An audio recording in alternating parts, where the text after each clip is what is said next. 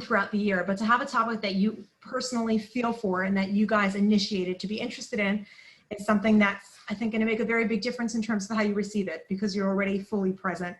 So we're very, very grateful for Rabbi Glasman, who is not just unparalleled in terms of addressing things that are not always such easy topics, but doesn't shy away from being able to bring it down to us on our own level. So thank you so much, Rabbi Glasman, for taking on tonight's topic and during this crazy, hectic season for any rabbi. It's amazing that he said he has one night a week that's like free, so he'll spare it for us. So I think that's pretty special, but this is how you spend your free nights. But really a big thank you to Moshe and Tova for initiating this and so many other things for Al Tishrei and bringing meaning and purpose, and especially for specific grades. So it's years 10s and 11s that we're thrilled to have a night with you guys.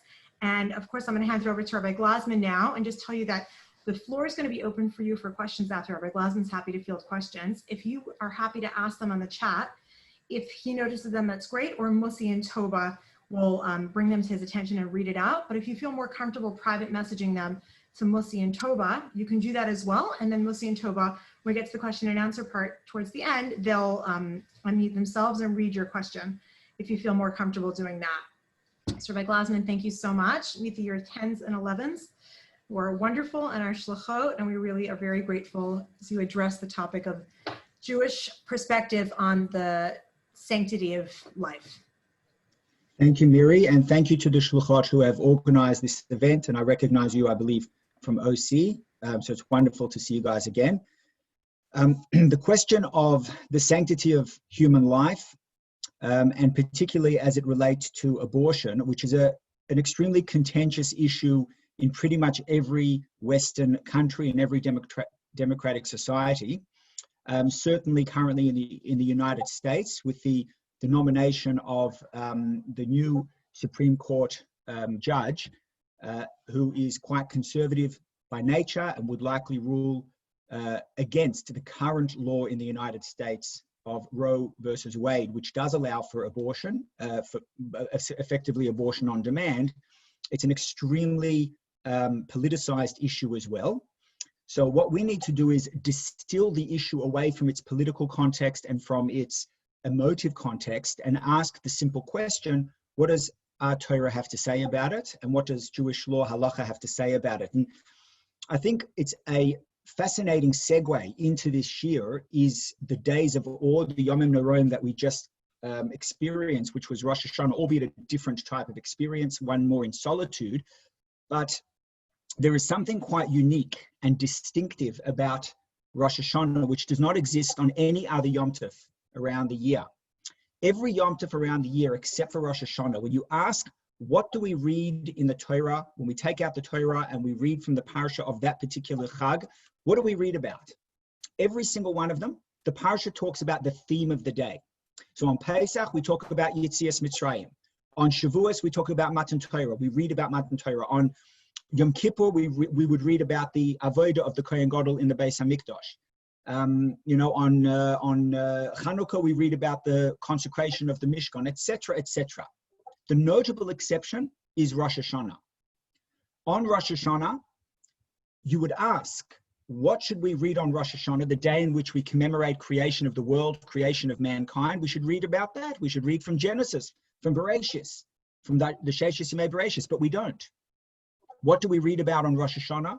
We read about childbirth. We read about bringing new human life into this world. We read about the birth of Yishmael, the birth of Yitzchak. We read in the Haftorah the birth of Shmuel from Hannah. We read about Rachel, who was Mavaka al Boneh, who cried and davened for the children that she gave birth to. The notion of childbirth is central and indispensable to Rosh Hashanah. And the question is why, if it apparently has nothing to do with Rosh Hashanah? And the answer, of course, is that when it comes to the day of the year in which we coronate Hashem as king, and we ask ourselves, what is the fundamental mandate of us as a people to serve our Creator? It is to uphold the sanctity of life and to celebrate the bringing of life into this world. And that's why Rosh Hashanah, of course, is commemorated not on the day of creation, which is the 25th of Elul, but rather on the day that Adam Harishon was created, when mankind was born, because it's all about when human life came into existence. And that's why we read about childbirth and so on. So the notion of the sanctity of life is punctuated by the Yom Tov of Rosh Hashanah. And when we look at it through the lens of Jewish law, of halacha, the two primary verses or psukim which we go to, one is in Parshas Noach and one is in Parshas Mishpatim, and the two of them apparently and ostensibly contradict each other. And it's from this contradiction of these two psukim that emerges an entire discussion and debate among Chazal to determine the status of human life pre-birth, right? When the child is in an embryonic state, in a fetal state, is that fetus considered life or not? And the implication of that, the answer to that question is significant, because if of course, the fetus is considered a living human being, then terminating that fetus would be considered tantamount to murder and could be a capital offense. Whereas if the fetus is not considered a living human being, then terminating that fetus is not considered murder and therefore would not be subject to capital offense. So what is the answer to that question? I'm going to start from Parshas Noach in Sefer Bereshis. It speaks over there about the severe prohibition of murder. Murder is of course one of the Aseres Hadibros. It is a shocking crime when the Kohanim get up and duchen in Shul on the Yom Tovim.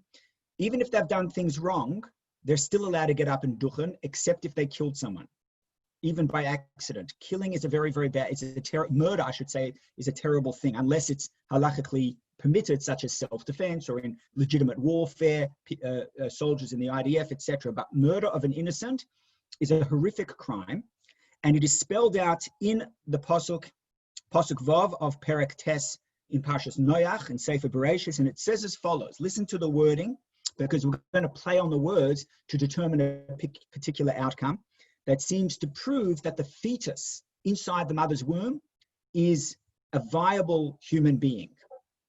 It says as follows: Shofech dam ha'adam, if a human being spills the blood of another human being, ba'adam dama yishofech,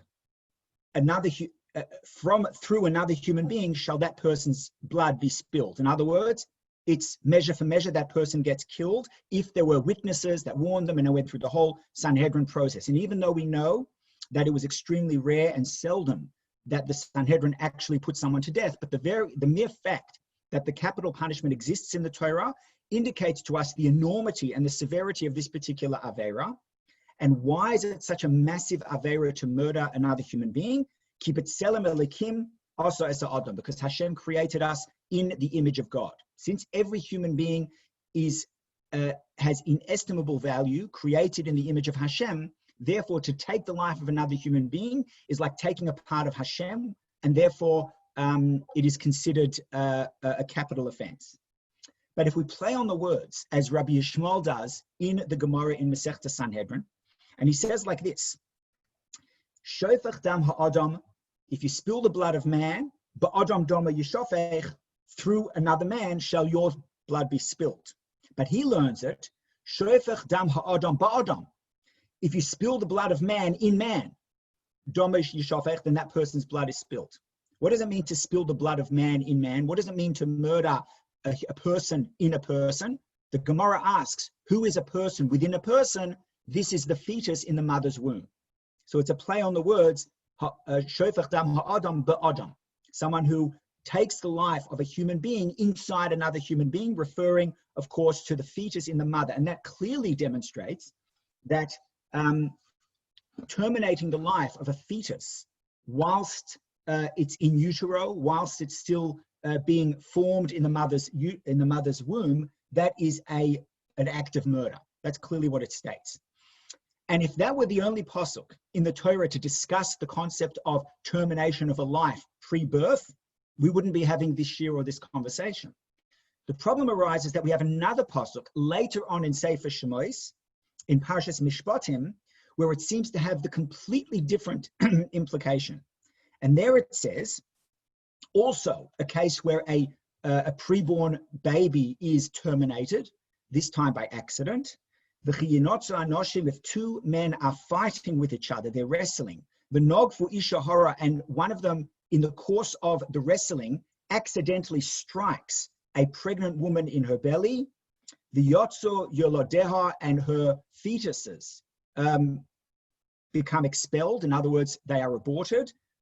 Veloya osan, and the mother is not, there's no detriment to the mother. So the mother remains alive and okay, but she loses the baby. Onosh ye onosh, that person who struck the belly shall be punished. But Rashi clearly states, when the Gemara learns it out, how is that person punished? They are punished through a fine, monetarily. It is a financial compensation to the mother of that child. It is not a capital offense, as it is implies in the first pasuk. So we have two clear psukim in the Torah which seem to contradict each other ostensibly. One implies that the fetus is a human being. It is a person within a person. And the other implies that it is not a human being. It is simply a chattel. It is effectively an extension of property in a sense. There are many ways of reconciling these two verses. Some argue one pasuk is talking about a case where the fetus is viable. Another one is talking about when it's not viable. But either way, it's clear that it's not a simple, clear-cut message. And because of that, when halachic authorities discuss and analyze the question of abortion today, and obviously they refer to those original two psukim, and they want to understand the application of halacha to abortion in a contemporary societal context today, the position of Jewish law is somewhat nuanced. It's not black and white. There is no rule that says that it is absolutely prohibited under all circumstances. And there is certainly no rule that says that it is entirely permitted abortion on demand, as you would find among, fiercely, let's say, feminist groups who are strongly pro-choice and so on. The Jewish approach is somewhat nuanced and somewhat shaded in this respect. So the question becomes as follows. Are there instances in which aborting the life of a fetus is permitted in Jewish law and sometimes perhaps even warranted? Not just justified, but warranted. And the answer is yes. The most common case where abortion becomes permitted and sometimes even required is when, due to complications in the pregnancy, the ongoing viability of the fetus within the mother's womb becomes a direct threat to the mother's life.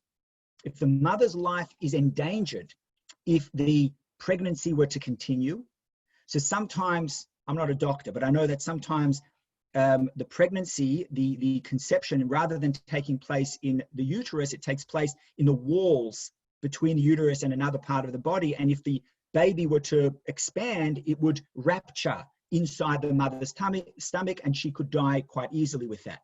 So those types of pregnancies, which are rare but they happen, are aborted no matter what, because they pose a direct threat to the mother. And according to Jewish law, that abortion may take place at any point throughout the pregnancy until childbirth. Once the head exits the womb of the mother, then the child becomes a separate entity, an independent entity, and you're not allowed to destroy the child's life, even if continuing that birth could affect the mother. But obviously that would be very rare, because particularly today with today's medicine, if the fetus were to be a threat to the mother, we would know it quite early on. Usually any obstetrician is able to determine that. That's part of their job. So the Rambam says very clearly that he gives a rationale. Why should we be allowed to terminate the fetus if it is a threat to the mother? If you follow the first pasuk in Bereshit, in Parshas Noach, which implies that the baby is its own entity, it is a person within a person, and therefore implies that it's a capital offense to kill it, then if the fetus is a person and the mother is a person, then they're both of equal value. So why should the fetus be destroyed in order to care for the mother, to preserve the mother's life? And the Rambam explains the answer quite fascinatingly. It's because since the mother's existence was there first, and the fetus is now coming afterwards, and is in a sense threatening the life of the mother, that fetus, that unborn baby, obtains the status of a roidef. A roidef means a pursuer, that the baby is actually inadvertently pursuing and chasing after the mother to kill the mother. And earlier when I said that murder is a terrible act, that's true, but killing is not. Sometimes killing is permitted. And one example where killing is permitted is self-defense or to protect the life of another innocent. So if you see two people, A and B, A is running after B with a knife or with a gun, and you have one shot at A, and you can see that A's intent is to kill B, you are permitted to murder A, to kill A, to prevent the death of B. Because A is a roidef, they are a pursuer against B. So you're allowed to intercede to kill A. That's why the translation of the word lo tirtzach from the Aseres HaDibros is not thou shalt not kill. That's an erroneous translation, but rather thou shalt not murder. Because murder means destroying the life of an innocent. Killing may be permitted. And when someone assumes the role of a roidef, meaning that they're actively pursuing someone else's life, you're allowed to kill that pursuer.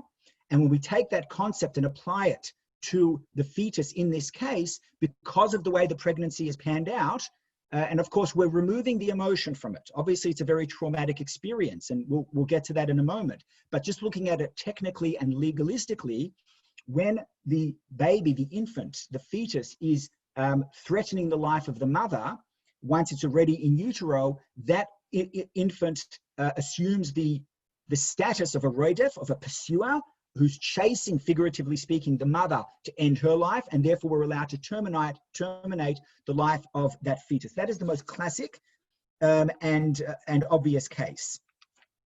At the same time, in Jewish law, we find that the earlier, if a abortion does have to take place, then the earlier the better, because there are actually stages within the pregnancy in which the earlier it is, the less human-like it is. So the more the fetus develops, the more of a status of an independent human being it takes.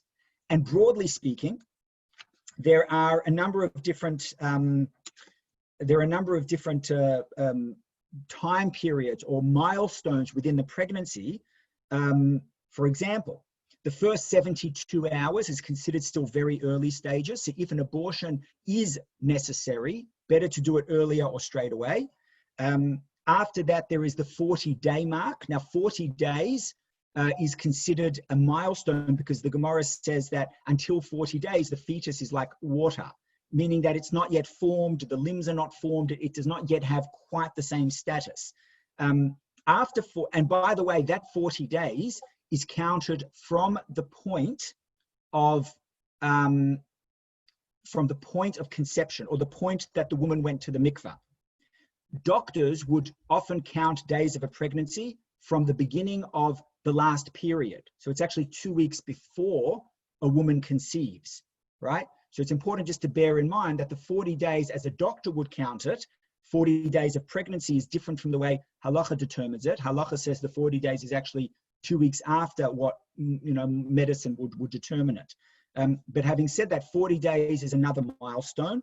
A third milestone is 7 months. Once it's 7 months, it becomes 3 months. And another milestone is 7 months. After 7 months, it's considered fully viable for all intents and purposes.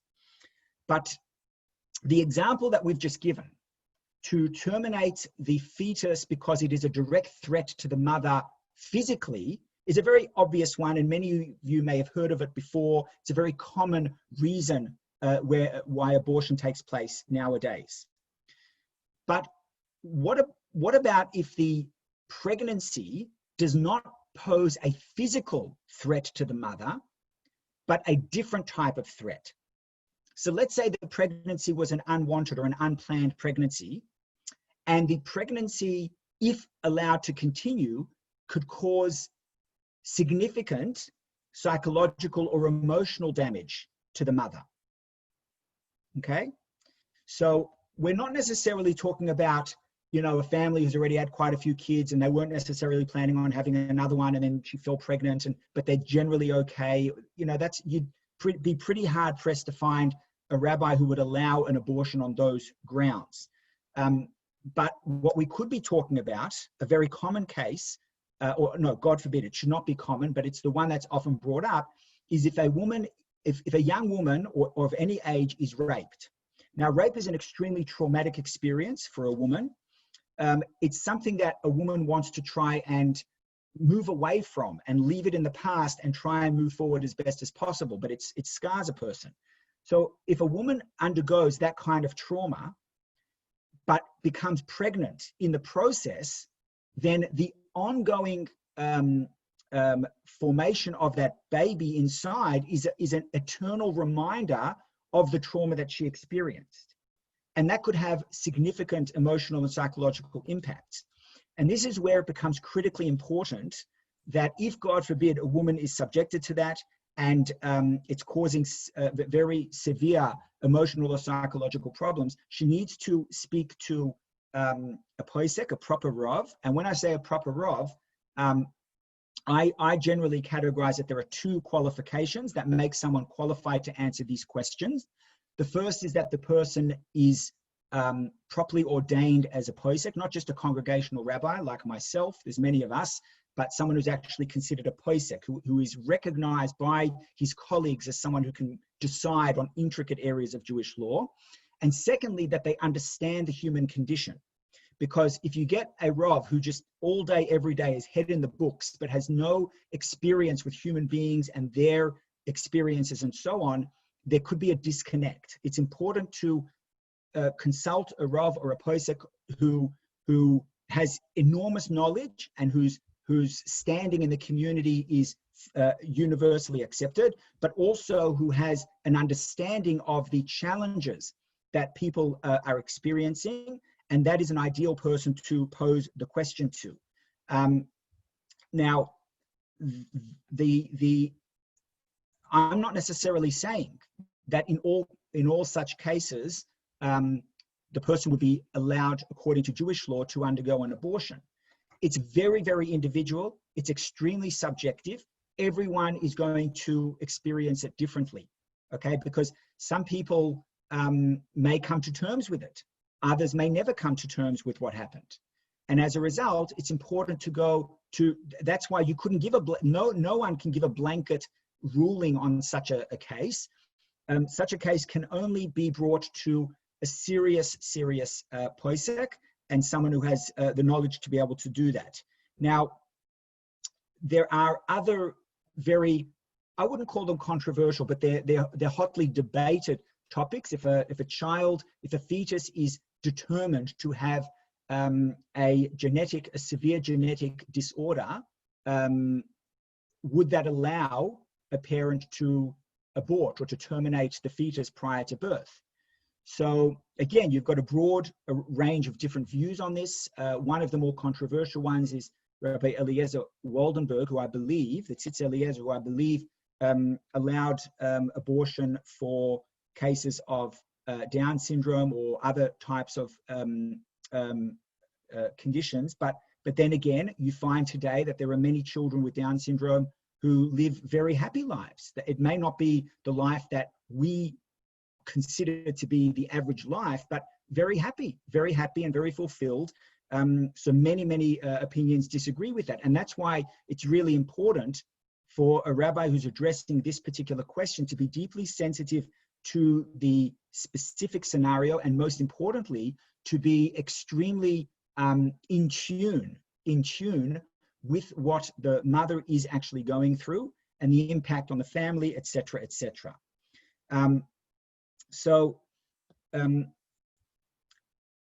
In other words, if we were to surmise what we've just explained, and I'm going to conclude in a moment with the very powerful story that I heard, it would be that according to Jewish law, is the fetus in the mother's womb considered a life, a living being, Yes. Does it have the same status as an actual living being? No. It depends on the stage. And it also depends, of course, on the circumstances. We do know spiritually, for sure, that the fetus, whilst in the mother's womb, is undergoing a dramatic spiritual experience. The Gemara in Masechta Nida describes what the baby looks like physically in the womb. It's all folded up, just like you'd see it in an ultrasound or something like that. But then it goes on to describe spiritually what's going on to the fetus's neshama. And it says that it's got a little candle, figuratively speaking, that's burning bright the whole time that the baby's in utero, and that the infant in those 9 months is in bliss. They're experiencing a certain spiritual bliss that they're never going to experience again. And in that light that is radiating in the mother's womb, the baby is able to see from one end of the world to another.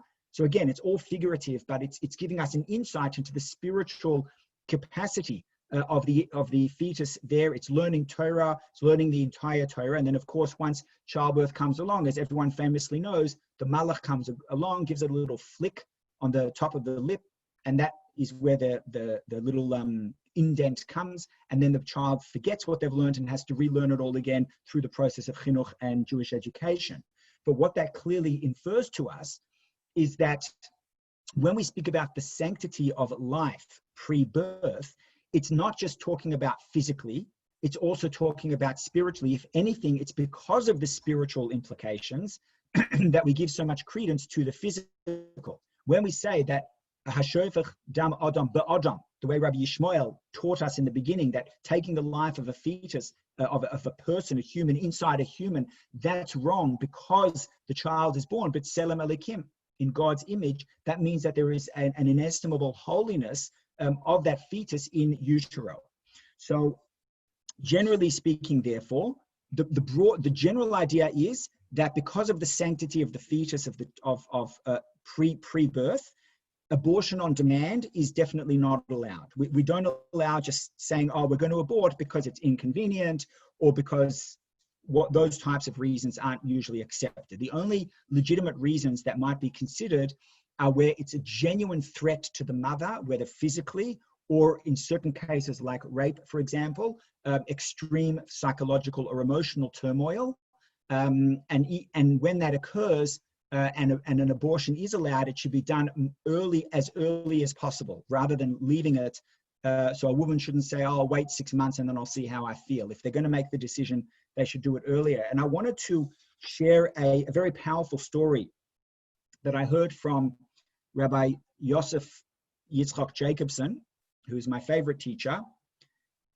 And he said he heard this story not so long ago, just a few weeks ago, from a friend of his whose name is Shner Ashkenazi, Rabbi Shner Ashkenazi. Now, this Rabbi Shner Ashkenazi grew up 35 years ago in Kfar Chabad. Okay, his father was a man named Reb Motel Ashkenazi, who was the rabbi of Kfar Chabad. He was a beautiful man, very honest, very sincere, didn't have much money. It was a small community, and that's where they lived. And Shner is relating to Rabbi Jacobson the following story. He said that when I was a child, there was once a knock on the door, and 2 women walked in from outside. Said that the family recognized one of the 2 women, but the other one they never saw before. And they were both sobbing uncontrollably. They were crying and they were devastated and they were panicking. And they came to see Rabbi Ashkenazi. And obviously the little one, Shner, who's relating the story, was probably eavesdropping. Perhaps he shouldn't have been. But he overheard that the woman who they recognized said, "This is my friend." This young woman, a girl, possibly just a bit older than, probably a couple of years older than you guys, came from a very, very religious family in Israel. Very religious, very respected, and so on. But she had problems growing up. She had all types of problems, and she ended up hanging out with the wrong people. And she led a life that became somewhat self-destructive. And one thing led to another, and she fell pregnant. And she said this was 2 days before Sukkot, right? So we're talking, this happened like, we're now 3 days before Sukkot. So 2 days before Sukkot, they walk in, they're crying, and they tell the Rabbi Ashkenazi that in 2 days, tomorrow, Erev Sukkot, this young woman is booked in to have an abortion. She wants to terminate the fetus. And Rabbi Ashkenazi listened to the story. He saw that they were very distressed, and he said to them, look, I understand your concern, but do me one favor. Hold off until after Simchas Torah. Just wait a week and a half until after Simchas Torah. The girl was afraid that if she left the pregnancy and she goes back to her family for Sukkot, if they notice anything that she's growing or whatever, she's petrified. So the rabbi said, nothing is going to show in the next 10 days. It's still very, very early on. It doesn't start showing until 2-3 months into it. So just let's reassess after Simchas Torah. So they said, fine. The girl went back to her family for Sukkot, Simchas Torah, came to Rabbi and was set to come back to Rabbi Ashkenazi after Simchas Torah to discuss what to do. During Chol HaMoed Sukkot, while this girl was with her family, Rabbi Ashkenazi noticed a visitor had come to shul. And the visitor was a man named Rabbi Shmuel Gorevich, not Mr. G, a different guy altogether, who lived in Lyon in France. And he goes up to this Rabbi Gorevich from France and he says, look, I've got a problem. Maybe you can help me. He explained the whole story to Rabbi Gorevich and said, do you know a family in France who I could send this young woman to for 9 months, that she'll tell her parents that she's just going on a traveling through Europe. It's what teenagers or young 20s do sometimes. They go traveling, and she'll carry the baby to term.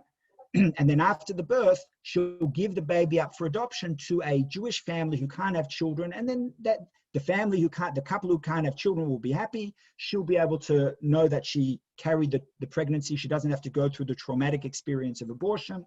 And can you find someone? And this Jew from Lyon, France, says, Masudar, I'll do it. Me and my wife, we will take, someone's just wrote that it's Mrs. Stern's father from Shneur Chabad. That's fascinating. Thank you. So there's always a connection. So this person is someone who's a father of a shlucha in our community. We'll take the baby in, the young woman in. And that's what happened. She went and she lived in France in that family's home for 9 months. It wasn't an easy pregnancy, but eventually she carried the baby to full term. She gave birth, and that's what happened. After the birth, a Jewish couple who were, of means, they were financially comfortable, but they weren't blessed with children. They adopted this baby and they brought up the baby and everything was fine. And this girl went back to Israel. She continued her life and that was it. Now, every year, because this family who adopted the baby were very generous, they used to sponsor a ticket, a flight from Israel to France a couple of times a year so that the biological mother of the baby would be able to come back and visit her daughter a couple of times a year, because the couple felt that this was best for the baby, best for the mother, best for everyone, just to keep the open dialogue. And that's exactly what happened. This went on for a number of years. Once the baby grew up and was old enough to travel herself, she booked a ticket to go to Israel because she wanted to visit her biological mother because she had a relationship.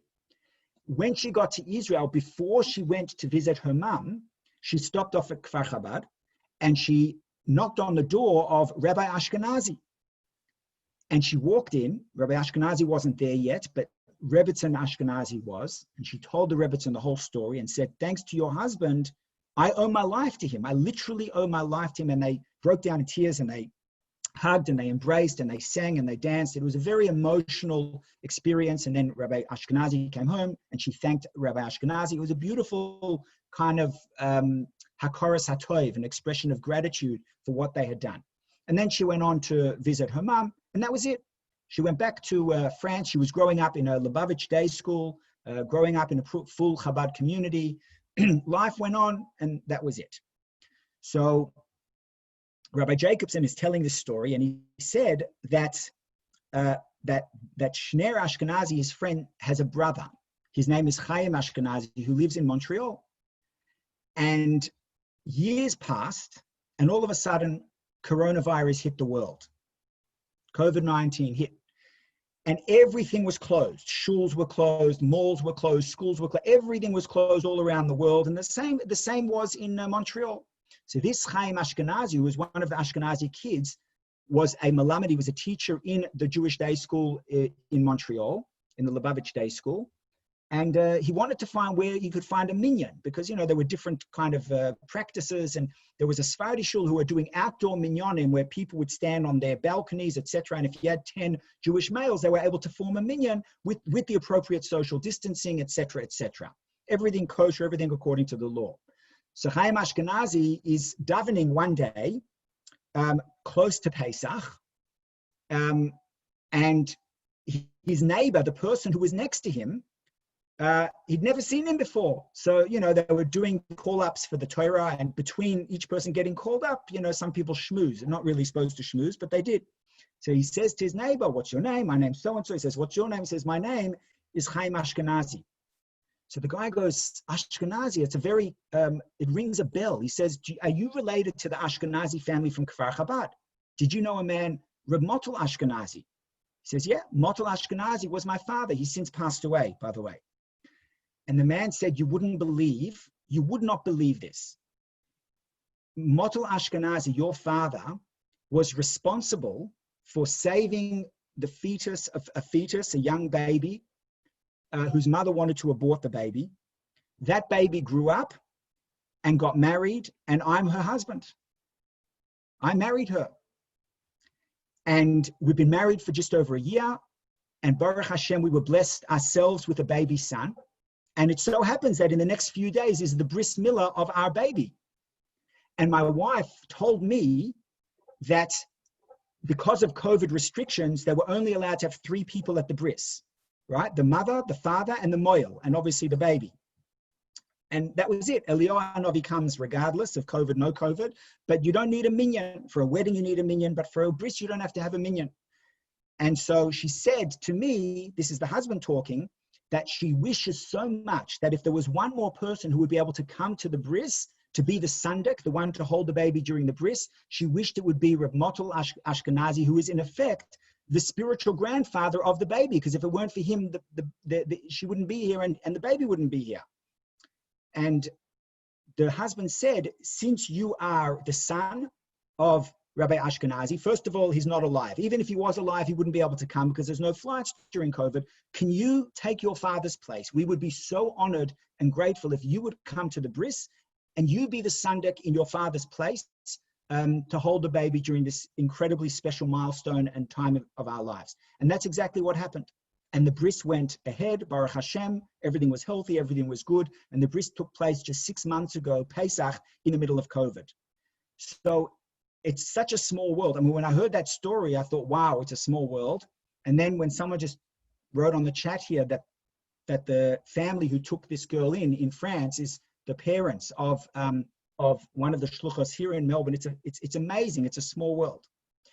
But what that teaches us is that this young woman was in a really bad state. Because of the hishtadlus and the thought and the care and the compassion of Rabbi Ashkenazi at the time, and he didn't have money, by the way. He had to raise money to get a ticket for this girl to go to France, etc. But because he cared, he was able to bring her into the process, and through the process, and as a direct result, they were able to build a Bayis Ne'eman B'Yisrael, a beautiful home in the Jewish people. So I think the main takeaway from tonight's shir is twofold. Number one, when people have to go through this very, very difficult decision, it's extremely important not to be judgmental about anyone's decision. All we should do is encourage people to make sure that it's done under proper rabbinic guidance if someone has to go through that experience. But if we can avoid that experience and maintain life and maintain the sanctity of life in a way in which mother and baby and everyone can be okay, that is obviously ideal. That is the best way to do it, because the fetus pre-birth in utero is considered a sanctified life and should be preserved as best as possible. And that's why we read about childbirth on Rosh Hashanah, because that's what we're celebrating. We're celebrating life and our ability to be alive and to serve Hashem in this world and have a meaningful and goal-oriented life in this world. So that's a little bit about the halacha and the hashkafa of sanctity of life and abortion, with some of the psukim from which it originates and some of the passages from the Gemara, and a nice story. And if anyone has any questions that you'd like to ask, please do. Yes, thank you very much, Rabbi Glasman. That was really insightful, especially that story was extremely touching. Definitely shows the value of human life. So as Rabbi Glasman said, if anyone wants to ask any questions, you're welcome to jump on mic, or you can just write it in the chat. If you're a bit uncomfortable to come on mic or write it in the chat, you're welcome to message either Musi or I, and we'll say the question for you. I'll give you guys a few seconds if anyone wants to jump on mic or write in chat.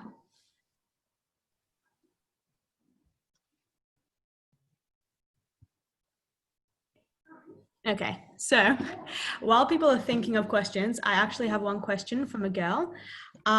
So Rabbi Glasman, if Judaism is so into the importance of life and no abortion, why does it allow capital punishment? It's a very good question. So there's two answers to that question. The first answer is capital punishment is itself a paradox. It's a dichotomy, because on the one hand, we find Torah shebiksav, the biblical law, is replete with many examples of capital punishment, but Torah shebal peh makes the execution of capital punishment, pardon the pun, virtually impossible, to such an extent that if it occurred even once in 70 years, as is famously known, the Sanhedrin that oversaw it is considered a violent Sanhedrin. And when you read the Rambam about the incredibly high bar that was set to put someone to death, it was virtually impossible for it to take place, because the Chachamim, the Sanhedrin, would basically look for ways to exonerate the person to ensure that they weren't put to death. And the bar is, capital death penalty exists in Western countries in today. In America, they're still putting people to death. And the bar to prove a person's guilt in America is much, much, much lower than it would be for Torah, because we don't believe in circumstantial evidence. Circumstantial evidence is when you don't have video footage of it, but you can basically deduce, because the alternative is absurd. So, for example, if you see person A running after person B with a knife, and they both, the one who's running away goes into a little enclosed room, and there's no windows and there's no doors and there's no escape. And you walk in 2 seconds late, and then you see the person who was running on the floor, their throat is slit, and the one who's holding the dagger in his hand looks at you and there's blood all over his head, and there's no one else there. If you did not actually witness it, two witnesses, you cannot admit that as evidence. It's circumstantial evidence, right? Whereas in America or in other places, you would be able to use that as evidence. So capital punishment is itself a dichotomy. Why? On the one hand, the reason Chazal tell us, let's avoid actually putting someone to death, is because of the sanctity of life. We want to give people a second chance for that very reason. But the reason why Torah shebiksav still has capital punishment so frequently is to remind us of how important, how severe some of these transgressions actually are. Because if we didn't have capital offense and everything was just a slap on the wrist, then we would think that Chilul Shabbos and murder and kidnapping and blasphemy and striking one's parents and all of those very serious crimes are not really so bad. So that's one way of answering it, that it is, we value a human life, and that's why we make it virtually impossible to actually put someone to death. But on a deeper level, if you think about the context of murder, if A murders B and we allow A to continue living, then we have desecrated the life of B, haven't we? If you think about it. If we truly value human life and B's life was taken away, then on what basis should A be allowed to continue living? As soon as A took the life of B, they forfeit their right to continue living on this world if it was an act of premeditated murder. So sometimes by being sympathetic to human life, we're actually degrading the human life of the victim, who was the genuine victim, and we're turning the perpetrator into the victim. So that's two angles of looking at it. Okay, thank you very much. I think that pretty much answered the question. We have another question. We have a few more if you have the time, Rabbi Glasman. So one of them is, we talked about the mother's health and well-being. What about the health and well-being of a child? For example, if the mother is not in a situation to care for a child, or is an addict, or has no care for a child, it may end up on the streets or in an unsafe home, and adoption takes a lot more effort and does not always end well for the child. That's why I said we take these types of questions to a competent posek. That is not me. I'm not qualified to answer that. But again, because every case is different and the specifics of each case has to be looked at, you would hope that in a generous community where people are often well off, that adopting a child to make them their own could be achieved. I mean, we spoke in the beginning about the new Supreme Court judge nominee. She has 5 of her own kids, and she adopted another 2 from Haiti. You know, so adoption, by the way, is one of the biggest mitzvahs in the Torah. It's the ultimate form of tzedakah and the ultimate form of chesed, to take a child in. So I would say that we don't know what the outcome of the baby would be, but we should certainly make every effort in the world to try and ensure a safe home for that child, assuming it can be done. If it can't be done, and it's really a matter of the child ending up on the streets, then we take that question to the Rav, and they assess the entire situation and make a determination based on all of the information that they have. But it is a very good question. Okay, so another person asked a question on the same lines. How do you know if it's detrimental to the mother's health, mental health, and how could that decision be made for someone aside from the mother or a psychologist to make? So I'm assuming that's the same as a paskin. Right. So in those cases, a rabbi doesn't make the decision alone. The Rav who's making that decision must consult with the psychiatrist or the medical health professional. As a general rule, whenever a Rav or a posek has to make a determination on matters to do with a person's health, they always have to consult the doctor involved, and the doctor in effect becomes the rabbi's voice in a sense. So like on Erev Yom Kippur, a young woman, not from my own kehillah, told me that she had to she's starting a new medication for a certain mental health issue that she had, and she didn't know whether she was allowed to take it with water or not take it with water. And I explained the concept of taking minimal amounts of water if she needed to, etc. But I said, before I make any determination, I need to speak to your doctor. So she gave me consent. She gave the doctor consent to speak to me, and that was able to inform me exactly what that person's medical status is. So rabbis should not pretend to be doctors or pretend to have the medical knowledge. The Rav and the posek has to work in consultation with the medical expert in determining what is the appropriate approach to help this person. And I must say, it's about helping. The rabbi should be there to help the person, not to dictate from above, if you know what I mean. Okay, thank you very much. Another question, if you're able to. So why do families not sit Shiva for a stillborn only if they've lived for a while, if they're considered a full life from when their head emerges? It's a great question. And the answer is, as we said earlier, even though the baby prior to birth is considered a life, we didn't actually say it's considered a full life. We said that there were different milestones in the baby's development. There was 72 hours, and then 40 days, and then 3 months, and then 7 months. So the baby is considered sanctified and holy and of value, not just a clump of cells that can be discarded at will, which is what a strongly, pro-choice extremist would say. We don't believe that, but even though we believe that the infant, the fetus is a life, it doesn't mean that it's the same degree, the same status of life as an adult. And that's why I said as an independent person who's already been born. And that's why we said earlier that if the child is a threat to the mother, we end the fetus's life, because it's considered a pursuer, a roidef, because the mother's already existing and that baby is not existing until the head sticks out. So that's why we don't sit Shiva. And remember, Shiva is a very technical thing. Who we mourn for and who we don't mourn for is actually a very technical thing. If someone is a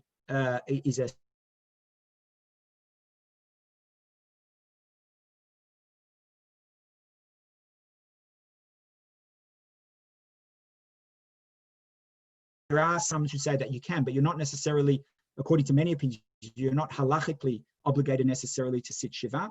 Some people just feel that they want to or whatever. And then, you know, there's ways and means of doing these things. But who one mourns for is technical, and who one doesn't mourn for is also technical. But I would also point out, and it's a very important thing to note, that just because one doesn't sit Shiva for a stillborn baby or for a miscarriage doesn't mean that the emotional pain and trauma and grief of losing a child as a stillborn or as a miscarriage, particularly a late stage miscarriage, it doesn't mean that that doesn't come with grief. That often does come with enormous grief. It's not just like